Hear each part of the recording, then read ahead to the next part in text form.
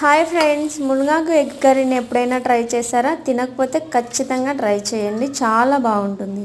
మునగాకులో vitamin C ఉండటం వల్ల చాలా రకాల వ్యాధులను నివారించగలిగేటువంటి వ్యాధి నిరోధక శక్తి ఉంటుంది.